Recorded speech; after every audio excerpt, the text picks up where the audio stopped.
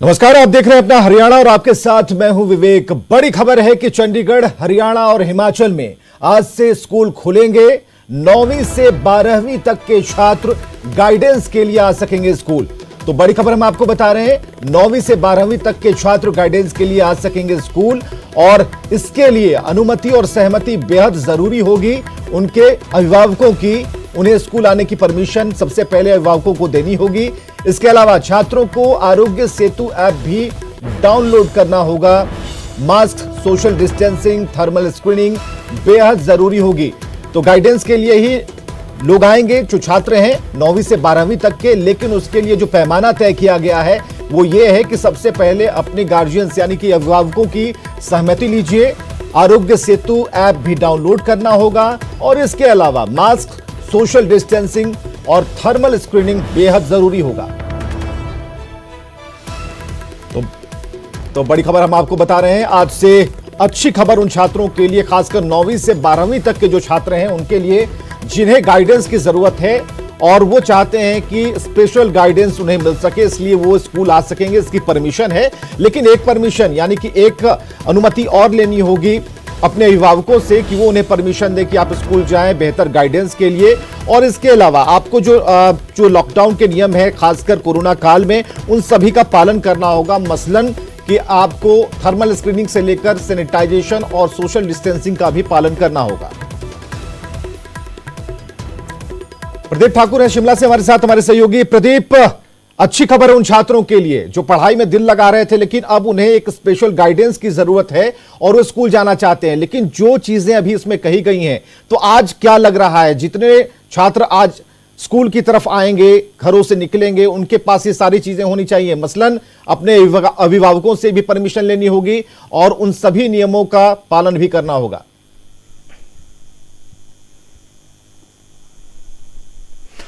बिल्कुल विवेक, आपने सही कहा और आज से कह सकते हैं कि स्कूलों में रौनक लौटनी शुरू हो जाएगी। हालांकि जो नियमित कक्षाएं हैं वो नहीं चलेंगी, लेकिन गाइडेंस लेने के लिए जो छात्र हैं वो स्कूल में आ सकते हैं और इसके साथ साथ 50% स्टाफ भी स्कूल में आएगा, वो शिक्षक हो चाहे गैर शिक्षक हो, क्योंकि जो शिक्षक और गैर शिक्षक हैं वो जो ऑनलाइन क्लासेज चल रही है, इस वक्त भी ऑनलाइन पढ़ाई पूरे प्रदेश में हो रही है।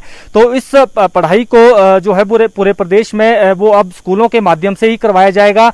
और इसके साथ साथ जो छात्र स्कूलों में आएंगे उनको साफ तौर पर कहा गया है कि वो अपने की या संरक्षकों, जो उनके संरक्षक होंगे, तो ऐसे में उन्हें वो लिखित परमिशन लानी होगी, उसके बाद ही उन्हें स्कूल में एंट्री मिलेगी। और स्कूल में साफ तौर पर यह भी कहा गया है कि जब भी कोई छात्र होगा या फिर अध्यापक या जो गैर शिक्षक हैं वो स्कूल में मौजूद जिस वक्त रहेंगे, उन्हें सोशल डिस्टेंसिंग की पालना करनी होगी। 6 गज की फिजिकल डिस्टेंस वो वहां पर मेंटेन करनी होगी और इसके साथ साथ बार बार हाथ धोने को भी कहा गया है। स्कूलों में हालांकि सैनिटाइजेशन की व्यवस्था भी की गई है, सैनिटाइजर भी वहां पर रखे गए होंगे और इसके साथ साथ मास्क लगाकर जो है वो लगाकर रखना होगा। तो ये तमाम जो एहतियात है, जो नियम है कोविड-19 से जुड़े, इन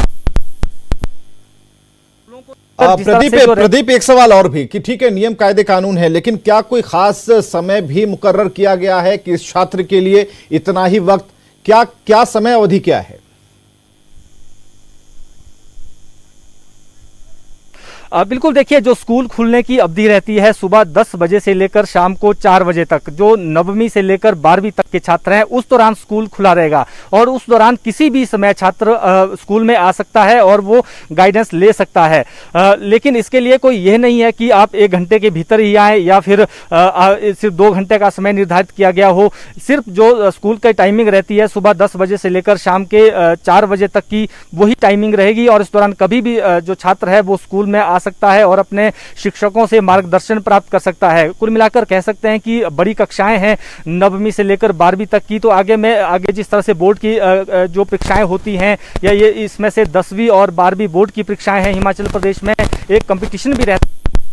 चलिए, बहुत बहुत शुक्रिया हमसे बातचीत के लिए प्रदीप, जानकारियों के लिए। लेकिन इसके बाद एक और खबर हम आपको दिखाएंगे। ये चंडीगढ़, हरियाणा की खबर हमने आपको दिखाई, जिसमें स्कूल तो खुलेंगे, 9वीं से 12वीं तक के जो छात्र हैं वो स्पेशल गाइडेंस के लिए स्कूल आएंगे। लेकिन पंजाब में आज से छात्रों के लिए स्कूल नहीं खुलेगा। 9वीं से 12वीं के लिए छात्रों के लिए नहीं खुलेंगे स्कूल। बड़ी खबर हम आपको बता रहे हैं केंद्र ने गाइडेंस के लिए स्कूल खोलने की छूट दी थी।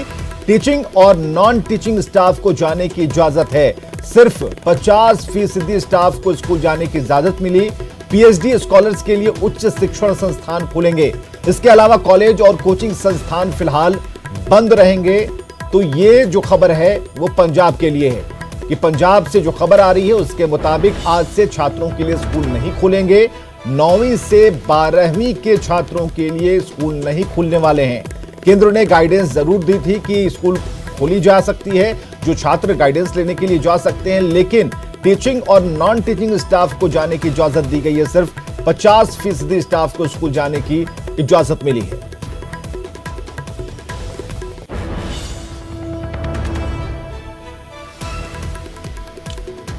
चलिए खबरों में बढ़ते आगे। कोरोना काल में ऑनलाइन कितनी बड़ी चुनौती है, अगर आप भी अभी नहीं समझे तो आपको यह रिपोर्ट जरूर देखनी चाहिए कि कैसे चंडीगढ़ से सटे पंचकुला के मोरनी में छात्र ऑनलाइन पढ़ाई के लिए संघर्ष कर रहे हैं।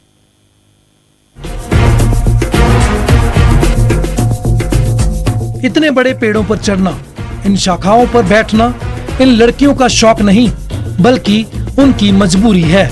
ये तस्वीरें हमारी सरकारों को आईना दिखा रही हैं, राजनेताओं से सवाल पूछ रही हैं कि इससे भारत कैसे विकसित होगा। जी हाँ, कोरोना के इस आह्वान में बच्चों को होशियार बनाने के लिए स्मार्ट कक्षाओं का सहारा लिया गया, लेकिन शायद ऑनलाइन क्लासेस में निर्णय लेने में सरकारें भूल गई कि उनकी कृपा की बदौलत आज भी कई ऐसे क्षेत्र हैं यहाँ मोबाइल नेटवर्क पहुंचा ही नहीं। चंडीगढ़ के पास मोरनी का यह नजारा है। यहाँ आज भी कई गांवों में मोबाइल नेटवर्क नहीं पहुंचा है और बच्चों को पहाड़ की चोटी पर चढ़कर या पेड़ों पर चढ़कर पढ़ाई करनी पड़ती है। कि जो भैया है वो यहाँ पे ऊपर ही घर है, तो यहाँ पे आके एक यहाँ पे पेड़ है ऊंचा सा, वहाँ पे वो चढ़ते हैं, फिर हमें काम बताते हैं, फिर हमें वो डाउनलोड करना होता है। अगर कभी कभी वो नहीं होते तो खुद चढ़ना होता है हमको, और फिर जब हम चढ़ जाते हैं फिर हमें वो डाउनलोड करना होता है, फिर उसका काम वो कंप्लीट भी करना होता है घर पे, फिर उसके बाद उसको भेजने फिर से आना पड़ता है यहाँ। ऐसा करने से इन बच्चों का जीवन भी खतरे में पड़ रहा है। ऐसा नहीं है कि ये हाल एक क्षेत्र के हैं जो हमारे राजनेताओं की नजर में आ सकते हैं। महोदय, यह हाल मोरनी के गांव का है जो चंडीगढ़ से थोड़ी दूरी पर है। चंडीगढ़ से जहां राजनेता बैठते हैं और राज्य चलाते हैं, हर निर्णय लिया जाता है। मेरा स्कूल 9 किलोमीटर। 9 किलोमीटर तो कैसे जाते हैं यहाँ से? यहाँ से हमें ऊपर तक तो पैदल जाना होता है। कितने किलोमीटर है यहाँ से? लगभग 1 या 2 किलोमीटर। उसके बाद फिर बस में जाना होता है, फिर बस छूट भी जाती है कभी कभी कि हम लेट हो जाते हैं, और जंगल का रास्ता है। सुबह सुबह जो 5 साल के छोटे छोटे बच्चे वो भी पैदल जाते हैं यहाँ को। हर कोई कोरोना के खत्म होने का इंतजार कर रहा है, लेकिन इससे ज्यादा ये बच्चे मोबाइल नेटवर्क का इंतजार कर रहे हैं ताकि उनकी जान को खतरा ना हो। पंचकुला से तारा ठाकुर, न्यूज़ 18। और चलिए सबसे बड़ी खबर की तरफ आपको लिए चलते हैं। कृषि बिल पर डिप्टी सीएम दुष्यंत चौटाला का बड़ा बयान सामने आया है। एमएसपी पर कोई आंच आई तो छोड़ दूंगा पद, ये दुष्यंत चौटाला ने कहा है। उन्होंने कहा कि बरकरार रहेगा किसानों का एमएसपी का अधिकार। और डिप्टी सीएम दुष्यंत चौटाला ने कांग्रेस पर निशाना साधा है। पहले वकालत करते रहे, अब क्यों विरोध कर रही है कांग्रेस, ये सवाल खड़े किए हैं दुष्यंत चौटाला ने। तो बड़ी खबर इस वक्त की, डिप्टी सीएम दुष्यंत चौटाला ने कांग्रेस पर साधा है निशाना, और जो बड़ा बयान उन्होंने दिया है, पहले वकालत करते रहे, अब क्यों विरोध कर रही है कांग्रेस, इस सवाल का जवाब उन्हें चाहिए। हालांकि उनके तेवर बेहद तल्ख हैं। कृषि बिल पर डिप्टी सीएम दुष्यंत चौटाला का बड़ा बयान, जो लगातार हम आपको बता रहे हैं, उन्होंने बड़ा बयान दिया। किसानों पर अगर आंच आई तो छोड़ दूंगा पद, बरकरार रहेगा किसानों का एमएसपी का अधिकार। एक बड़ी खबर हम आपको बता रहे हैं इस वक्त दुष्यंत चौटाला के बयान के तौर पर।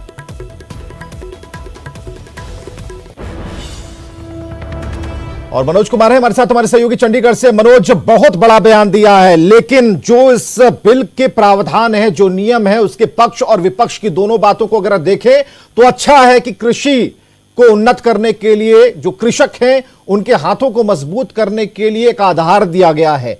कैसे यहां दुष्यंत चौटाला का यह बयान आता है, उसे समझना बेहद जरूरी है। देखिए विवेक, अगर दुष्यंत चौटाला की बात करें तो उन्होंने बहुत ये सोच समझकर और एक तरीके से हम कह सकते हैं कि एक कैलकुलेटेड स्टेटमेंट उन्होंने दिया है, क्योंकि 2 दिन पहले ही उन्होंने मुख्यमंत्री मनोहर लाल से इस मुद्दे पर बातचीत की थी। उन्होंने चाहे वो अध्यादेशों की बात हो या किसानों पर जो लाठीचार्ज हुआ था हरियाणा में 10 सितंबर को, उसकी बात हो, तमाम मुद्दे रखे थे। और उसके बाद लगातार वो मीडिया से दूरी बनाए हुए थे। हमने तमाम कोशिशें की, लेकिन कल शाम को उन्होंने बयान जारी करके ये कहा है कि अगर किसानों की एमएसपी पर कोई आंच आई तो वो पद छोड़ देंगे। और क्योंकि हरसिमरत कौर बादल ने जिस तरीके से इस्तीफा दिया केंद्रीय कैबिनेट से, उसके बाद से दुष्यंत चौटाला पे बहुत ज्यादा दबाव बन गया था, क्योंकि वो भी यहाँ हरियाणा में सहयोग कर रहे हैं। और हरियाणा पंजाब 2 ऐसे राज्य हैं जो कृषि प्रधान प्रदेश हैं और जहाँ के किसान सबसे ज्यादा आंदोलन कर रहे हैं। तो हम कह सकते हैं कि हरियाणा की जो गठबंधन सरकार है उसके लिए ये कि बड़ा ट्विस्ट है, या आप कह सकते हैं दुष्यंत चौटाला ने बहुत बड़ा बयान देकर सरकार में खलबली मचा दी। चलिए मनोज, बहुत बहुत शुक्रिया इन तमाम जानकारियों के लिए। तो बड़ी खबर इस वक्त हम दुष्यंत चौटाला के बयान के तौर पर आपको दिखा रहे हैं, जिसमें उन्होंने जो बड़ा बयान दिया, बड़ी बातें कही हैं। वो ये कहा है उन्होंने कि अगर एमएसपी पर किसी तरह की कोई आंच आई, किसानों पर अगर कोई आंच आई तो वो पद छोड़ देंगे। एक बड़ी खबर, बरकरार रहेगा किसानों का एमएसपी का अधिकार।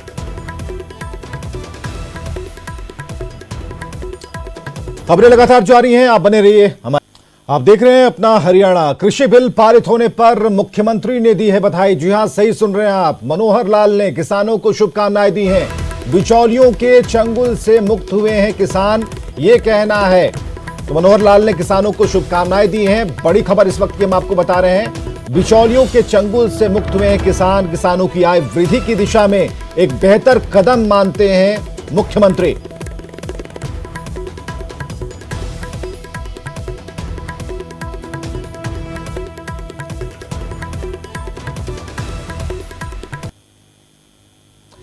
चलिए, सीएम मनोहर लाल का ट्वीट हम आपको दिखा रहे हैं। उसमें उन्होंने कहा कि पीएम मोदी के नेतृत्व में सरकार ने किसान भाइयों की आय में वृद्धि और उन्हें बिचौलियों के चंगुल से मुक्त करने की दिशा में एक कदम बढ़ाया है।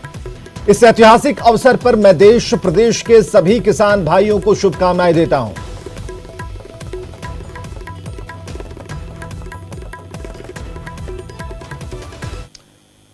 तो कृषि में सुधार को लेकर पास हुए इस बिल को सरकार सराह रही है, जबकि विपक्ष विद्रोह पर उतारू है। संसद से पास हुए इस बिल को बर्बाद करने वाला ठहरा रहा है। और ऐसे में सवाल यह है कि आखिर किसानों के हित में कौन है।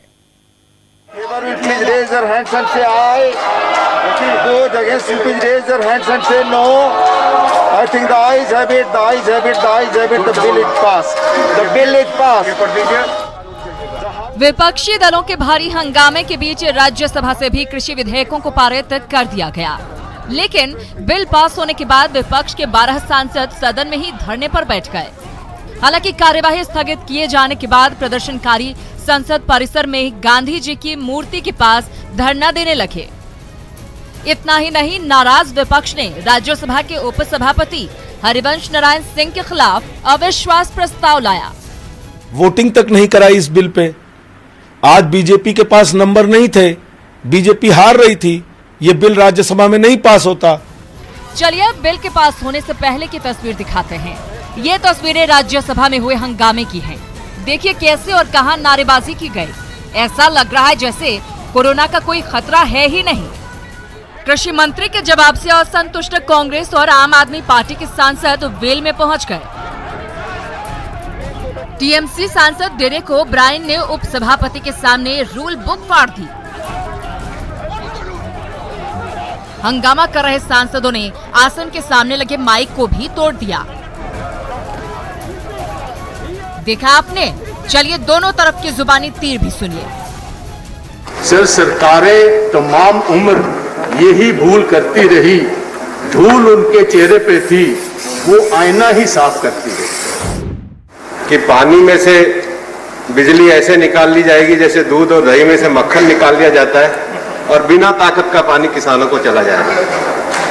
पर आज ना वो नेता रहे ना उनके विषय रहे, क्योंकि किसानों ने व्हिप जारी कर दिया। आपको यह तय करना है कि दल के इतिहास में रहिएगा या किसानों के दिल के इतिहास में रहिएगा। कहीं यह ना हो कि इतिहास के पन्नों में लिखा जाए, लम्हों ने खता की थी, सदियों ने सजा पाई। किसानों के साथ इतना बड़ा अन्याय करने जा रहे हैं केवल अपनी राजनीति के लिए, केवल राजनीति के लिए आप किसान के बेटे को रोकना चाह रहे हैं। लिफाफे को सजा के यूं भेजा उसने कि है जहर, पर लगे कि जिंदा कर जाएगा। एकांगी विचार होगा तो कभी भी न तो किसान का भला होगा और न खेती मुनाफे में आएगी। यकीनन जब बात देश की किस्मत यानी किसानों की हो तो फिर सोच का दायरा भी बढ़ाना ही होगा। विपक्ष की तरफ से बार बार एमएसपी खत्म किए जाने की बात कही जा रही है, जबकि सरकार इस व्यवस्था को कायम रखने का दावा कर रही है। बेसिकली ये मिनिमम सपोर्ट प्राइस खत्म करने का एक मंसूबा है। MSP is only one of the four, we are opposing the entire thing. MSP जारी थी, जारी है और आने वाले कल में भी जारी रहेगी। इतना ही नहीं, पीएम मोदी ने भी ट्वीट कर एक बार फिर देश को एमएसपी जारी रखने का भरोसा दिलाया। मैं पहले भी कह चुका हूं और एक बार फिर कहता हूं, एमएसपी की व्यवस्था जारी रहेगी, सरकारी खरीद जारी रहेगी। हम यहां अपने किसानों की सेवा के लिए हैं। हम अन्नदाताओं की सहायता के लिए हर संभव प्रयास करेंगे और उनकी आने वाली पीढ़ियों के लिए बेहतर जीवन सुनिश्चित करेंगे। वहीं राहुल गांधी ने इसे लोकतंत्र के खिलाफ करार दिया है। जो किसान धरती से सोना उगाता है, मोदी सरकार का घमंड उसे खून के आंसू रुलाता है। राज्यसभा में आज जिस तरह कृषि विधेयक के रूप में सरकार ने किसानों के खिलाफ मौत का फरमान निकाला, उससे लोकतंत्र शर्मिंदा है। साफ है कि इस मामले में अब सियासत की बारी है और ये भी तय है कि उस सियासत से किसानों को कोई फायदा नहीं होने वाला। Bureau report, news 18 network. और चलिए एक और बड़ी खबर की तरफ आपको लिए चलते हैं। हरियाणा में कोरोना का कहर जारी है। 2305 नए मामले अब तक सामने आ चुके हैं और पिछले 24 घंटे के रिकॉर्ड को देखें तो कोरोना से 29 मरीजों की मौत हो चुकी है। तो 2305 नए केस, हरियाणा में कोरोना का कहर जारी। 24 घंटे में 29 मरीजों की मौत हुई है और कई ऐसे इलाके हैं तो कोरोना का कुल आंकड़ा 1,11,000 को पार कर चुका है। कुल 88,697 जो लोग हैं उसे डिस्चार्ज किया गया है। प्रदेश में कोरोना से अब तक 1149 लोग गंभीर तौर पर जूझते पाए गए हैं।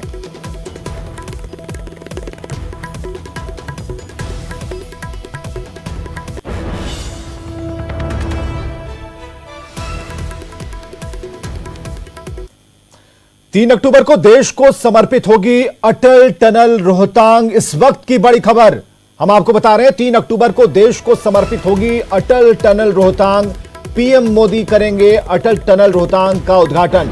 टनल के उद्घाटन के लिए मनाली आएंगे प्रधानमंत्री मोदी। दुनिया की सबसे लंबी टनल है अटल टनल रोहतांग। चीन से तनाव के बीच अटल टनल बनकर तैयार है और मनाली से लेह लद्दाख की जो दूरी है 36 किलोमीटर से भी कम हो जाएगी।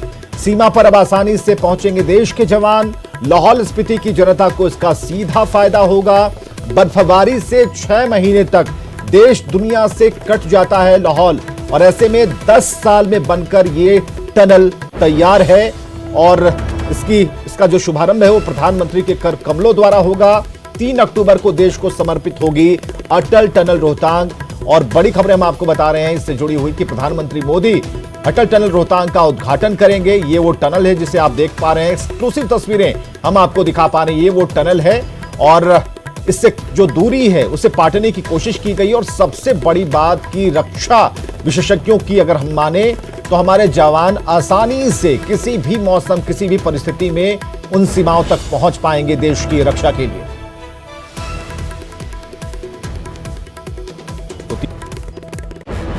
रोहतांग के ग्राउंड जीरो पर सबसे पहले यहाँ की एक्सक्लूसिव तस्वीरें मैं दिखाना चाहूंगा। इस ग्राउंड रिपोर्ट से आप देखते हैं कि ये जो है अटल टनल रोहतांग अब बनकर बिल्कुल तैयार हो चुकी है और अब से कुछ समय के बाद जो है भारत के प्रधानमंत्री नरेंद्र मोदी जो है इसका उद्घाटन करेंगे। हमारे साथ जो है अटल टनल रोहतांग के जो एग्जीक्यूटिव इंजीनियर है वो हमारे साथ मौजूद है। हम इनसे बात करेंगे और इनसे हम जानेंगे कि क्या खासियत है इस टनल की और किस तरह जो है इसका निर्माण किया गया है। सर, बात करें जिस तरह अटल टनल रोहतांग अब बनकर तैयार हो चुके हैं, क्या खासियत है सर इस टनल की? इस टनल का तो सबसे बड़ी खासियत ये है, ये टनल 10,000 फीट एबव वर्ल्ड का फर्स्ट टनल है दूसरा ये टनल बनने से ऑल वेदर कनेक्टिविटी लेह की हो जाएगी। इसके बाद 2 टनल अगर और बन जाएंगे तो, और इस टनल का खासियत ये है अभी सारा इसमें लेटेस्ट टेक्नोलॉजी यूज हुए हैं। इसमें 2 चैलेंज हुए। एक तो सबसे पहला वेदर इसमें 6 महीने काम नहीं हो पाते थे, और दूसरा था इसका शेरी नाला, जो बहुत बड़ा जियोलॉजिकल चैलेंज था हम इंजीनियरों के लिए। सर 2015 में टनल जो है कंप्लीट होनी थी, किन कारणों से सर ये इसका टाइम बढ़ता गया और अब 2020 में ये टनल जो है कंप्लीट हो चुकी है? इसका मेन रीजन वही था शेरी नाला, जिसको बाद में हमने बहुत टैक्टफुली डीप इनवाइट बना के इसको टैकल किया, और अब ये टनल बन के लगभग तैयार है। सर बात करें कितनी महत्वपूर्ण ये टनल है, चाहे सामरिक दृष्टि से देखें या फिर लाहौल स्पीति की जनता की तरफ से देखें या देश प्रदेश के लिए, किस तरह से महत्वपूर्ण टनल है सर? एक तो लाहौल स्पीति के जनता को हमेशा 12 मंथ कनेक्टिविटी मिल जाएंगे।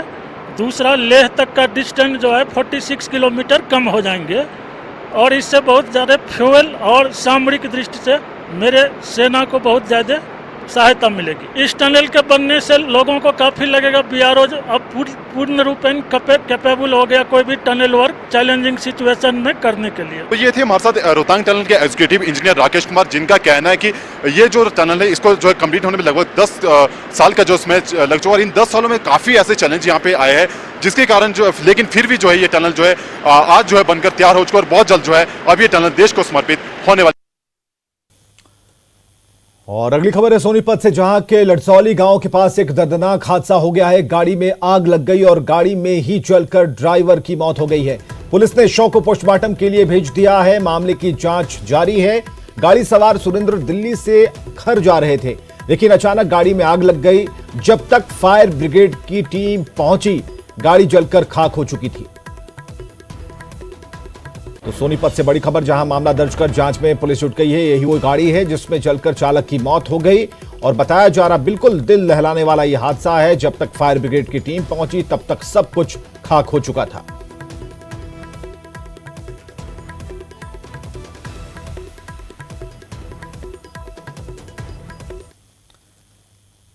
खबरें लगातार जारी हैं, आप बने रहिए हमारे साथ।